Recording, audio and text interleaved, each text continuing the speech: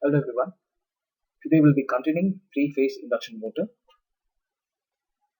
The contents covered in the last session are introduction to three-phase induction motor, construction of stator and rotor, working principle of three-phase induction motor.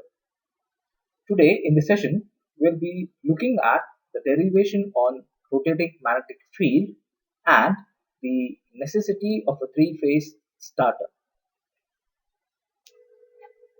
Well, before going to the derivation of rotating magnetic field, let's try to revise the working principle of three-phase induction motor. So here, the induction motor consists of two parts, stator and rotor. Stator is stationary, rotor is rotatory. So look, you can see here, this is your rotor part, this is your stator, wherein the stator core has some uniform slots, and in these slots we're going to place the three-phase winding.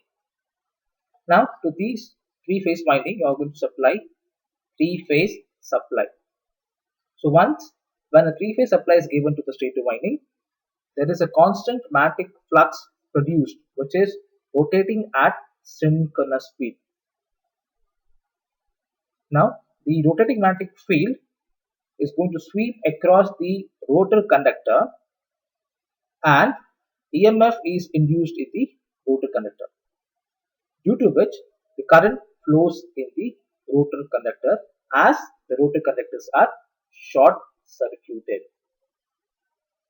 So when a current carrying conductor is placed in magnetic field, it will experience a force due to which the rotor produces a torque which rotates in the same direction as the direction of rotating magnetic field. It is all due to the relative motion between the rotating field and the stationary rotor conductors. Here, the rotor gradually increases speed and tries to catch up the speed of RMF, but it fails. If the rotor catches the speed of the synchronous speed, then the relative speed becomes zero. Hence, no EMF is induced in the conductor.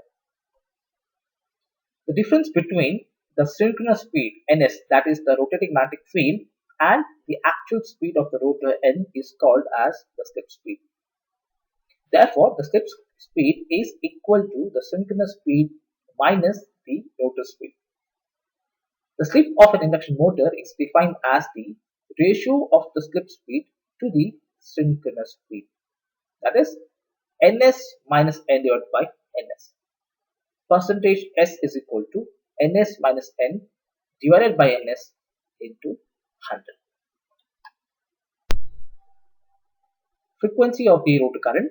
When the rotor is stationary, the frequency of the rotor current is same as the supply frequency. When the induction motor rotates, the frequency of the current induced in the rotor is proportional to the slip speed. If f dash is the frequency of the rotor current, then ns minus n is equal to 120 f dash upon p.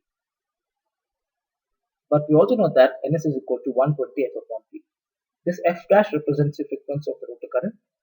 This f represents the frequency of the supply, three-phase supply.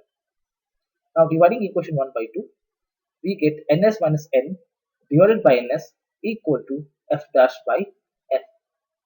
But we can replace ns minus n divided by ns as only slip, that is s. Therefore, f dash is equal to s into f. Therefore, frequency of the rotor current is slip times the frequency of the supply. Now, rotating magnetic field.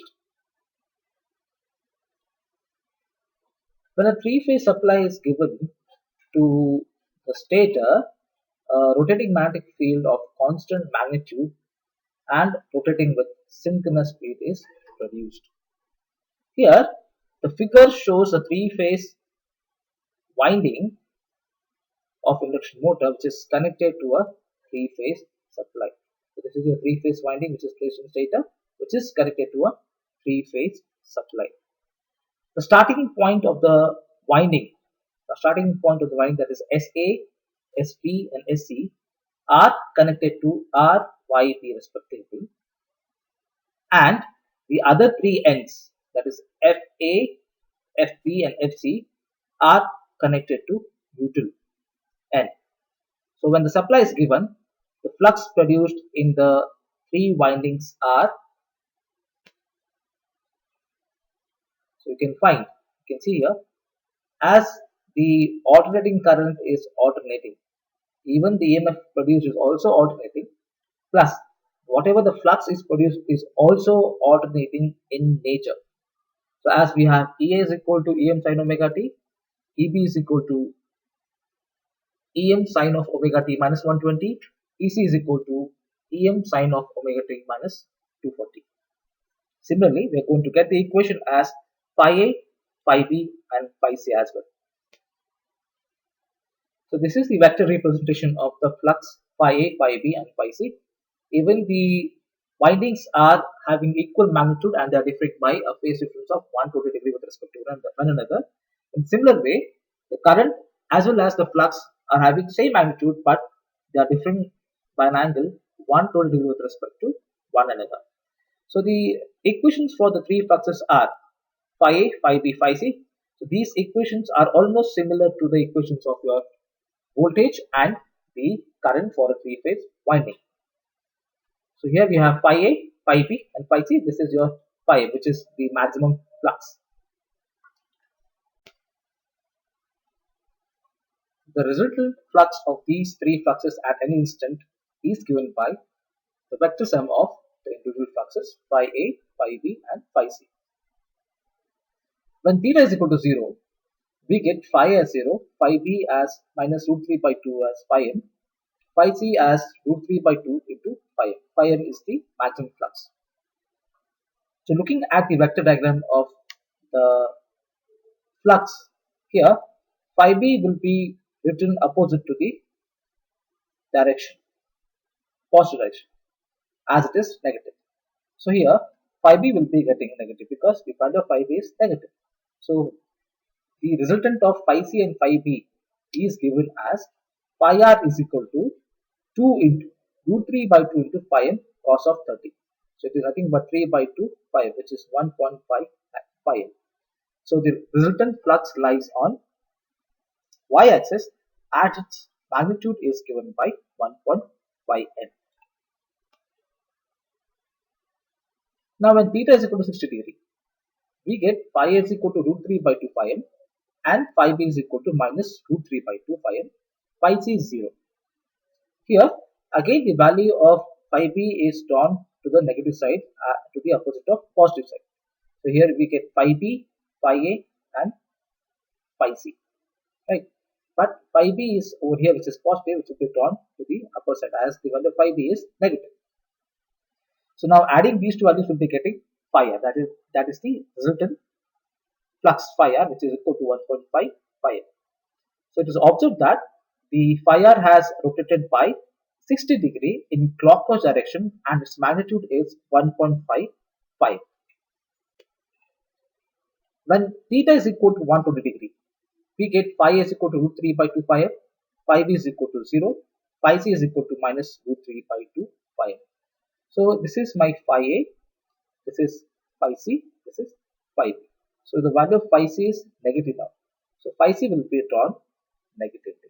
So phi c is negative, phi a is positive. Adding of these two vectors will be getting one resultant flux, that is 1.5 Fm. Here the phi r is rotated by another 60 degree, that is to 120 degree in clockwise direction and its magnitude is 1.5 phi. When theta is equal to 180 degree, we get the values of three fluxes are phi is equal to 0, phi b is equal to root 3 by 2 phi m, phi c is equal to minus root 3 by 2. Here the value of phi c is negative, so you will be drawing phi c negative. So the vector sum of phi b and phi c will be your phi r, which will be equal to 1.5 phi m. So it is observed that the phi r has rotated by another 60 degree, that is to 180 degree in clockwise direction and its magnitude is 1.5 phi m. Hence, when a three-phase supply is given to the stator winding, a rotating magnetic field of constant magnitude 1.5 phi m and is going to rotate at synchronous speed, that is n is equal to 120 f upon p, is produced. Necessity of a starter in induction motor. Induction motors are self-starting. At the time of starting, the stator winding draws a very high current of the order 5 to 8 times its full load current at the start.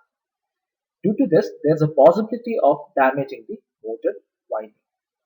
Similarly, due to the sudden rush of current, other appliances connected to the same line affect their working. To avoid such effects, it's necessary to limit the starting current drawn by the motor at the beginning or during starting period. Hence, a starter is necessary for induction motor. The starter are also provides the protection to motor against the overloading and the low voltage.